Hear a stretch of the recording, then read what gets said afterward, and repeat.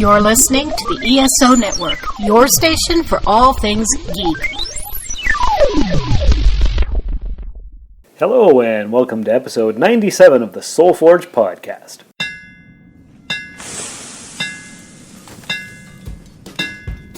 Welcome to the Soul Forge, a place of silent mystery, quiet contemplation, and outright mayhem. Join your host, Sean Vanderloo, as he guides you through the adventures of living. Together, we'll talk about life and love, sex and dating, joy and heartache, memories and loss, and so much more. Don't worry, it's not nearly as pretentious as it sounds. Get ready for life, the universe, and everything on the Soul Forge.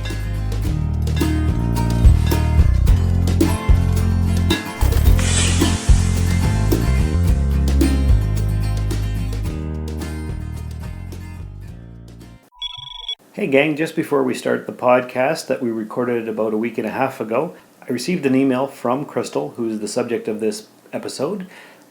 She wanted you to know that she was very nervous on this episode. She had more to say, so we'll probably have her for a return podcast one of these days.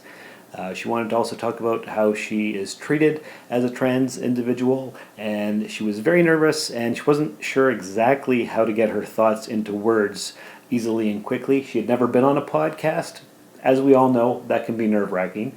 So what follows is the episode as we recorded it, with this little mini introduction with Crystal's thoughts and concerns. So without further ado, here we go. Hey folks, it's another exciting episode of the Soul Forge, and we've got a special guest this week. Actually, we have two special guests. Of course, I'm your regular host, Sean, and with me today, you've heard her before on the podcast. Who are you? I'm Karen. And you are the mother of our other guest. I'm Crystal. How are you doing, Crystal? Tired a bit. Tired? But surviving? Yeah. Ready for your first foray into podcasting? Not really. But you're excited about it though, right? Definitely. You look super excited. I couldn't, if they had excited next to a picture in the dictionary, it would be your face right now. Do you believe me? Debatable. Debatable, yes. Debatable. Very debatable. Okay, so we are here to talk about your life story. How does that make you feel? I mean, I'm very open about it since I'm in a documentary and all that stuff. That's right. Let's start with that. You, Karen, showed me this documentary last week. It's called In the Turn, and it was filmed 5 or 6 years ago? 5 years ago, yeah. Crystal was 11 when it was filmed, and the fundraising was done when she was 9 and 10. So that's when the whole process started. Okay, so In the Turn was basically, and correct me if I'm wrong, if I don't have it all the facts straight here, it was about a, roller... No, I've got that wrong already, right? Roller derby. A roller derby collective. Yes. A queer roller derby collective called the Vagine Regime. That's right. And it was mainly about Fifi Nomenon, or was it about all of them? Well, it was about all of them. There were several different stories through the show. Fifi Nomenon was the one that caught Crystal's attention in the fundraiser video. And what was it about her that drew you to it? It drew me to it because of how successful she was and how grown up she was being transgender. Okay. So you found out about this documentary in the fundraising stage? Yeah, and that's when I kind of sent in my entire story to them. You got your mom to write a letter? Yeah. An email? Yeah, she found the video on Kickstarter, and she said, "Hey Mom, watch this. You need to make this movie happen." And they were trying to fundraise like $35,000. And I'm like, Crystal, we don't have that kind of money. I can't fund this movie. She's like, but I need it to happen, so we need to make this happen. And I said, what do you want me to do? She says, tell them about me. You were going through some changes, I guess we would say, and it turns out you just wanted them to make the film, and you actually became a big part of it. Yeah, I was mainly surprised that they let me in the film. You were in quite a bit of it. Yeah, I think I was in the first 30 minutes. Not sure the exact time. You were interwoven, I think, right? Yeah, it's been a couple of years since you watched it. But yeah, it starts with you when it wasn't even about you to begin with. And it ends with you. Yeah, so that's pretty cool. Where can our listeners actually find it if they wanted to? It's on Prime Video. It's also on Vimeo and on the iTunes store. Perfect, and it's called In the Turn. Yes. And it's all about, how do you describe it? Queer, transgender, just roller derby girls? Well, there's a number of stories spaced out. The story of queer skaters, and Crystal's story is mixed in with those stories because they stepped up and did some pretty amazing things for her when she was feeling really down about not being allowed to play sports here in Timmins. That's right, that's how it started, because you're transgender. They didn't know whether to put you in the boys' club or in the girls' club.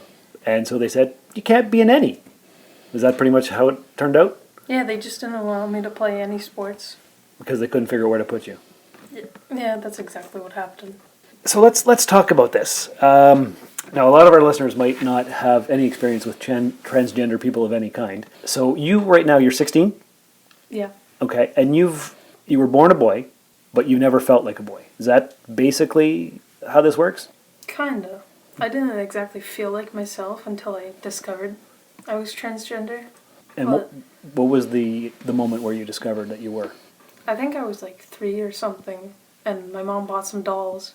I don't remember it entirely. No, because you were 3. You were really little. And right from when you could speak, you were telling me that you were a girl. And it took me a while to figure out that was the truth. I think you just always kind of knew who you were. Other people tried to tell you differently, but we just needed to catch up. So you talked to a doctor or something? And the doctor said, went to... By dresses or by just to see, or how'd that work out? Yeah, I think that was when you were 6, I think? Or, no, you were... Yeah, I asked Grandma to make me an Easter dress. Yeah, we went but to even right church. before that, when we went to the doctor the first time, because you were pretty miserable, and you were only 6, and I was really worried about your mental health, and the doctor asked if she could speak to you just alone for a while without me in the room, and you talked to her, and when I came back, the doctor said, "You ever thought about buying your child a skirt?" I said, "Well, I don't know." Why would you have thought of that? And so she said to me, why don't you take her shopping, get her some new clothes, and come back next week and let me know how it goes. And that day, there was a huge turnaround in your behavior. Like, you came home, you got changed, and all of the behaviors that I thought had to do with mental illness disappeared in one day. And so that was when I changed my mind about what was going on, because skirts don't cure mental illness. They don't. You wouldn't think so. No. Or else everybody'd be wearing a skirt. Exactly. So you put on the skirt and you just immediately felt different? I felt like I was like myself when I had the skirt on. So how did that change your outlook on life? Was it a big, huge difference right away, or was it just like, oh, you know what? I think I'm finally home, kind of a thing. Like, this is me. This feels right. It was like a kind of home sort of thing where I could feel comfortable going out and being in school. So one day everybody saw you as a boy, and the next they saw you as a girl. How did the people around you react? They weren't sure really how to treat it or what to call me. I just had to correct them on what they were saying. And was that hard to do? Yeah, some people didn't exactly listen to what I was saying. I just kind of kept on telling them, so they got used to it. I stuck with, female pronouns and my current name. And do you remember the name you were born with? Isaac. And if anybody was to just say, hey, Isaac, would you answer that, or does that not even really register for you? It doesn't register at all. I just ignore them. Because it doesn't even feel like you've been Crystal for how long? Since you were 6? I think so. Yeah. You tested out a couple of other names before that, but they didn't last long. And how did you settle on this one finally? I think it was because the name that I had before was like something that really standed out. I just wanted to kind of be normal with my name compared to other girls. Just wanted to sound like one of the girls. Just like a regular girl name. Mm-hmm. Nothing flashy or fancy or... And is there anybody in your family, or was there like a celebrity named Crystal, or it's just a name you picked? It was a name that I came up with. I don't exactly what was running. Well, I don't exactly know what was running through my head. So no special meaning, really. It's just a name you liked. Yeah. Okay. All right. And so now you've been Crystal for 10 years, Yep. roughly. Okay. And people treat you just like you're a regular person, right? Yeah, they treat me like they just know that I was born a girl. They didn't know about my past, really. They didn't know any of that, how I was born a guy and all of that.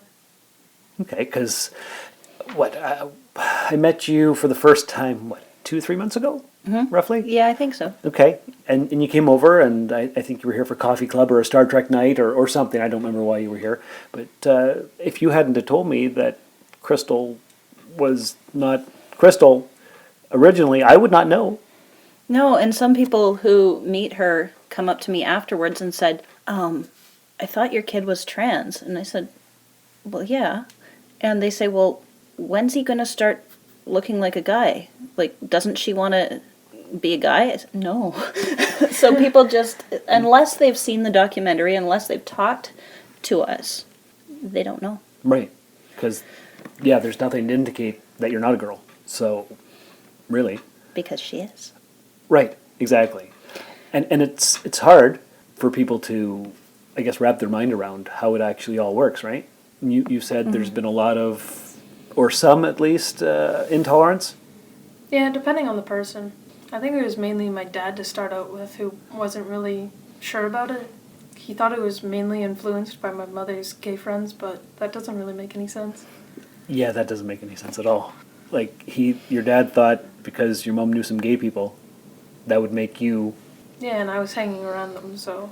So naturally, you decided, okay, yeah, no, that doesn't make any sense at all. No, I don't know what else to actually ask. Like, is there like some kind of message that you'd like the listening audience to know? Like... I don't really have anything for that. Okay, because... You said the other day you had like all kinds of things to talk about, and now you're kind of blank. Right, like, because I don't know what kind of things to ask. I can't say I've never met transgender people before, because there's quite a few here in Timmins, actually. I've noticed over the last few years. And some are out, and some you would never know. And I think that's probably one important thing, is that because you don't know what someone's story is, you don't know where they've come from. That's one of the most important reasons to just always speak with respect. Because, if you're being nasty about someone who's obviously transgender, you may also be insulting someone who you're speaking to or who's right there because they're stealth and you don't know. Right. So you would call Crystal stealth because it's not obvious. Not fully, because she speaks openly about it and she's in the documentary. Stealth is usually people who don't. Who don't even talk about it. No. Oh, okay. No. Okay. So you wouldn't know at all. And so you end up hurting people, even if you're being mean, you're hurting people anyway. Yes. But if you think you're being mean about someone who can't hear you, you may be hurting someone who can without even knowing it. That's true. Collateral damage. Yeah. Okay. Can we talk about the hormone blockers? You've taken those for how long? I think a few years, like 2 or something around there. Yeah. And that's is it to delay or to stop the onset of puberty? Or am I getting that wrong? No, it stops the onset of puberty until someone stops taking them or until they start taking replacement hormones. Okay. So she could take estrogen supplements. Yeah. Okay. And it stops you from growing a beard. Yeah, it stops kind of all the changes. Yeah. Okay. And you had to wait until you got tall enough that you wouldn't be super short to start taking them. Because it would affect your height too. Mm-hmm. Ah, okay. Yeah. Okay. Okay, so what's the next step? I guess getting everything in order to be able to take estrogen, because they give like mood swings and all of that kind of stuff that comes with puberty, I guess. Okay, and so you're almost 17. When are you allowed to take the estrogen supplements? Is that basically a personal choice, or can you do it at any time, or? I need to like keep myself in order, because the mood swings could be really unpredictable and could mess up my schooling, even though it's already quite messed up now. Right. So at 16, your body's able to handle hormone replacement and you're old enough to make that decision legally, Okay. but they won't give someone estrogen or hormone replacements if your mental health is already suffering, just because hormones can really mix up the way you're feeling. And so you have to be able to cope with what's already going on before they'll add something else that you also have to deal with. Right, that makes sense. So you just need to get your mind in order and feel good about everything. And then once that's all taken care of, then you can do that. Yeah, and then the more big changes will come during the estrogen. And eventually you'll have like the major surgery to finish it off, or have you decided on that? I eventually will when it, I guess, becomes more correctly done. Because now it's kind of weird how they do it. You have to, I guess, take care of it, or it'll get infected and close up or something like that. Well, that's with any surgery. You have to do the aftercare. They're getting better. There's only, I think, one clinic in all of Canada that does it, though. Okay. And it is quite expensive. It's covered now. Is it? Yeah. Well, in some places it's expensive. Like if I were to move out of Canada, which I'm not Right. going to move out soon. It's covered at that one clinic. If you don't want to wait as long as the waiting list, then you can pay and like go out of the country, like she was saying, and get it done well somewhere else, but Major dollars. major dollars. Right. Okay. But, that's something to talk to the doctor about and figure out the waiting list and all of that. The waiting list must be absolutely humongous, right? I think so. I think it's a couple of years once you get approved. And once you get approved, you have to get in within a certain time or your funding approval expires, and it's a whole thing. Oh, geez, a whole bunch of hoops and stuff to But go you through. you know some people who've been through it. So when you are ready to go through all that, you'll be able to talk to them. And I think there was a person in the documentary who got it done. There was that. yeah, Ella. Yes, and her dad kept calling her Greg. Yeah. That one, right? Yeah. Yes. Yeah, and that was in the States, so the process of being approved and paying for it would be very different there than here. Right, yes. Actually, I definitely recommend the documentary to the listeners because I was watching it and there was the one lady, maybe it was Fifi, she had the red hair. Yes. That was her. And so they were concentrating on her throughout the show. And near the end of the thing, they had mentioned that she was born a man. I had no idea. So, wow. Like, you just don't know. Mm-hmm. And that was what drew Crystal, was her story, drew Crystal to the whole, I need to hear more. Well, no doubt. Because after being kicked out of soccer, when Crystal was little, she was like the star of a soccer team, and she was doing really well in school. Like, you and one other kid were always competing for top grades in the grade, and she like had all these friends, and then she got kicked out of sports and she didn't want to go to school, and things just started to fall. And it all started with not being allowed to play soccer. Okay. And then this woman who was a girl like her, who is successful and confident and playing sports and succeeding in life, and she's like, no, I need to hear that story. Right. And so they did some fundraising and they sent you guys down to LA so you could be in the show, and they came up here, I guess, is what happened Yeah, as they well? spent a week up here. A week, okay. They And didn't like the cold. They didn't like the cold at all.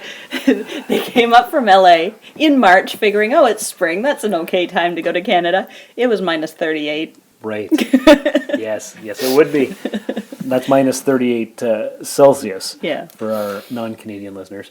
But yeah, so I watched this documentary and I'm like, yep, I know that place. Yep, been there before. And yeah, so it starts out with you and it ends with you, and it talks about all these people in roller derby. It shows you actually, Karen, in your roller derby outfit. Yeah. And how they put you on the team, Crystal, in I can't remember what the team was called now, but The Gnarlies. the Gnarlies, and you can be on it anytime you want, anytime you're in LA, because it's not far from here at all. But Only a few hours in flight, not that bad. yeah, so that's pretty cool. You're kind of famous. You've been in a documentary. I haven't been in a documentary. That's awesome. I mean, you're the one running the podcast, though. I am running the podcast. That's true. And it's meant to teach me new things, tell the listeners new things. This is something that I don't have any experience with, so I'm glad you decided to come on the show and impart your wisdom and your experience to us. Is there any other particular things we should talk about? Anything else I should have asked you, or any advice that you have for people who encounter people like you and they don't know what to say? Well, I guess if you don't know what to say to a trans person and you're not, I guess, sure what they identify as, you should probably ask them first instead of just assuming. Because if you assume the wrong one, it could hurt them quite a bit. Because it's a sensitive topic. Yeah. And I think that is actually really important, because a lot of people who are not members of the LGBT community, they feel rude asking what someone's pronouns are, what someone's gender is, because, people often get insulted if they are not in the LGBT community. But within trans community, it is polite to ask somebody how they identify and how they'd like to be referred. Okay, that makes sense. Mm-hmm. Right, because there's all kinds of options, right? Yeah. Some go by they. Yeah. Even though they're one person. Well, but they're not. They're a multitude inside themselves, right? Is that why they say that? No. Okay. Think about it this way. If you are in a restaurant and you go to get seated at the table and there's a jacket or a bag or something sitting there, and you're going to say to the waitress or the waiter, someone left their coat here. They, singular. It's a one person. You just don't know. They're not male, they're not female, they're they. So if somebody doesn't fit neatly into the box of he or she, right, they is an option that's already existing. Okay, there are all kinds of other non-binary pronouns, but they is one that's already in the language, so it's easier for people to remember than some of the ones that were just made up by people and tried to incorporate, because people don't listen to that and they don't hear it. And so for example, I'm talking to somebody mentioning that Crystal was here talking about her story, and I could say she was here talking about her story, or I could say they were here talking about their story. For Crystal, you would say she. Right. For me, you could say any of the above. You could say they. You could say she. Because you identify as what? Exactly? Gender fluid. Which means? At different points in my life and at different points in time, I've been all of the above. At different, it changes. Right. It has changed over time. And it still changes? Sometimes. Yeah. Less than it used to. Okay. And by that you mean sometimes you feel like a woman, sometimes you feel like a man? Yeah. Sometimes I feel like, I don't know what. Somewhere in between. Whatever. Sometimes it doesn't matter. Okay. All right. And I guess the last thing I wanted to talk about is, before we started recording, you mentioned that you have an internet boyfriend in the UK. Yeah. Okay, and he knows all about everything? He knows completely about everything, and he was completely accepting of it. He didn't mind at all. And he's how old? He's, like... Roughly your age? Roughly, yeah. Okay. Just a bit older. Just a bit? Yeah. Okay. Not like in his 20s. That's. But he's not like 30 or something. He's not like an old man. Okay.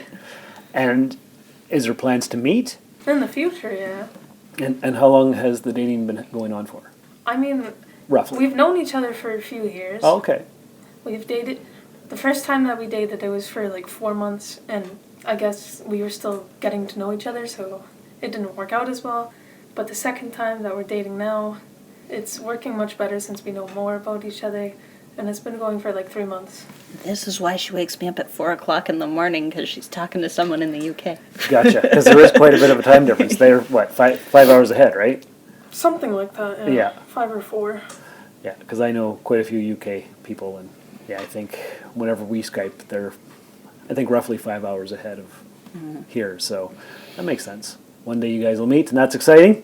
Of course it is. Definitely, for sure. All right. Well, that's awesome. Well, that was fantastic. I definitely thank you for sharing your story with us.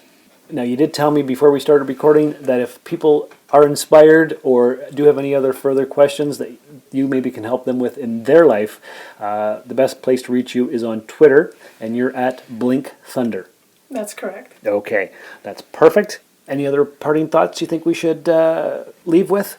Or that's pretty much it? I think that's pretty much it for now. Okay, I think that was a good, well-rounded discussion. Thank you guys for both being here. Listeners, hope you found some inspiration, some meaning, expanded your worldview, learned something new. Leave a 5-star review in the iTunes store. Share the podcast with all your friends and neighbors. And remember, if you see your glass is half empty, pour it into a smaller glass and stop bitching. This has been another episode of the SoulForge Podcast. Find us on Twitter at SoulForgePod or email the show via soulforgepodcast@gmail.com. SoulForge is a production of Sean Vanderloo and Friends. You can find Sean on Twitter and Instagram at Darth Vaderloo. Remember to visit soulforgepodcast.com for all of our social media links and share the show with everyone you know. Thanks for stopping by the Forge. We'll keep the fires lit until your next visit. This is Mandy from Caster Quest, and we're inviting you to join us as we explore Patrick Rothfuss's best-selling fantasy series, The Kingkiller Chronicle. You can find Caster Quest at casterquest.com, on SoundCloud, on Apple Podcasts, or at our podcast network at esopodcast.com. Research and Chandrian, Ambrose Jack is dumb, Melodin Denna's on a date. Master Kilvin, old-ass mayonnaise, selling lamps to folks in Imre, Will and Simon, Deoxtension, Tabalin the Great. This has been a broadcast of the ESO Network. Be part of the crew and help support our shows by donating to our ESO Patreon or by shopping through Amazon.com or the TeePublic store, which can all be found at www.esonetwork.com. The ESO Network, your station for all things geek.